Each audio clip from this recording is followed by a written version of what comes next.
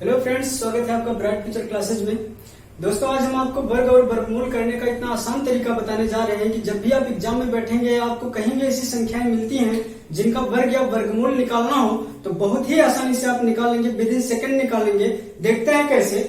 बस याद रखना यह जरूरी है कि आपको 1 से 9 तक की संख्या का वर्ग पता होना चाहिए। जैसे 1 का 1, 2 का 4, 3 का 9, 4 का 16, 5 का 25, 6 का 36, 7 का 49, 8 का 64 और 9 का 81। तो देखते हैं कि अगर कोई संख्या हमारे सामने आती है और अगर हमें उसका वर्गमूल निकालना है और वर्गमूल हमें याद नहीं है तो कैसे निकालते हैं। देखना कि जैसे पहला हमने कहा कि यह है 144। करना क्या है, आपको इसे राइट साइड से 2 अंक आपको अलग कर लेने हैं। अब यहाँ पे 2 संख्याएं लिखनी है हमको। कैसे लिखनी है, ये 44 का जो अंतिम अक्षर है 4, ये जो लास्ट वाला अंक है, यहाँ पे ऐसी आप 2 संख्याएं लिखिए जिसके वर्ग के अंतिम में 4 आए। तो देखना, या तो 2 के वर्ग में 4 आता है या तो 8 के वर्ग में 4 आता है। तो यहाँ पर लिख लीजिए 2, यहाँ पर लिख लीजिए 8। अब इसका जो दहाई वाला अंक है वो क्या होगा, वो होगा जिसका वर्ग 1 से ज्यादा ना हो। अगर आप 2 भी ले लेते हैं तो 2 का वर्ग 4 हो जाता है, वह 1 से बड़ा हो जाता है। इस वजह से हम यहाँ 2 भी नहीं ले सकते। तो यहाँ पर क्या लेना पड़ेगा, 1 लेना पड़ेगा। एक संख्या 12 हो गई, एक संख्या 18 हो गई। अब ये कैसे पता चलेगा कि इन दोनों में से सही कौन है।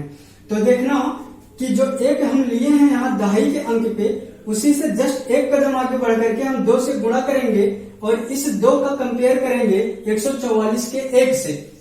अगर यह संख्या 2 से बड़ी है तो इसमें बड़ी वाली जो है वही आंसर होगा, और अगर यह संख्या 2 से छोटी है तो इन दोनों में जो छोटी संख्या है वो हमारे पास आंसर हो जाएगा। तो जब हम 1 का 2 से गुणा किए हैं 2 आया है, और ये जो 1 है 2 से क्या है, छोटा है। इस वजह से छोटी वाली संख्या यानी 12 144 का क्या हो जाएगी, वर्गमूल हो जाएगी। ठीक ऐसे ही बढ़िए 324 को चेक करते हैं। 324 में हमने क्या कहा कि आप राइट साइड से 2 अंक अलग कर लीजिए और यहाँ पर 2 संख्याएं ऐसी लिखनी है जिसके वर्ग का जो अंतिम अंक है वह 4 होना चाहिए। फिर आप कहेंगे ये होगा 2 या तो होगा 8। अब यहाँ पे क्या लिखना है, जिसका वर्ग 3 से ज्यादा ना हो। तो फिर भी आप 2 नहीं ले सकते, क्योंकि अगर आप 2 का वर्ग करते हैं तो वह 3 से ज्यादा 4 हो जाएगा। तो यहाँ भी क्या लेना पड़ेगा, 1 लेना पड़ेगा।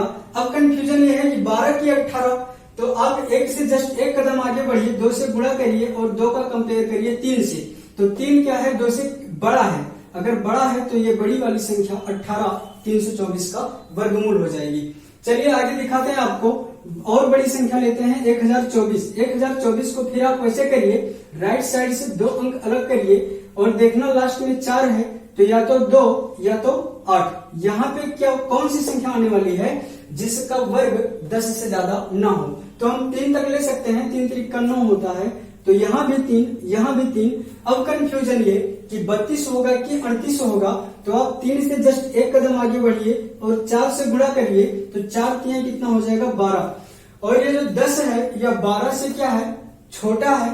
तो जो छोटी वाली संख्या है 32, ये हमारे पास आंसर हो जाएगी। तो 1024 का वर्गमूल क्या हो गया, 32 हो गया। ऐसे और देख लीजिए, अगर हम कहें 576 तो फिर आप वही फार्मूला अपनाइए, राइट साइड से 2 अंक अलग करिए, लास्ट में क्या है 6 है। तो यहाँ पे वो संख्याएं होंगी जिनके वर्ग का जो अंतिम अंक होगा वो 6 होगा। तो यहाँ पे या तो 4 के वर्ग में 16 होता है, अंतिम अंक 6 हो गया, या तो 6 का वर्ग 36 होता है, अंतिम अंक 6 हो गया।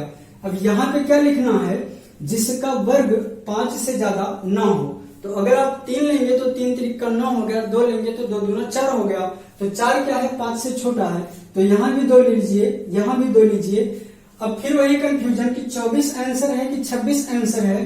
तो आप 2 से 1 कदम आगे बढ़िए, 3 से गुणा कर दीजिए। 3 दूना कितना हो गया, 6 हो गया। अब 6 का कंपेयर करिए 5 से। अगर 5 6 से छोटा है तो ये छोटी वाली संख्या आंसर हो जाएगी। तो 576 का जो वर्गमूल हो गया वो क्या हो गया, 24 हो गया। ये हो गया वर्गमूल निकालने का तरीका। अब हम आपको बताते हैं कि वर्ग कैसे निकाला जाएगा विद इन सेकेंड में। तो देखिएगा,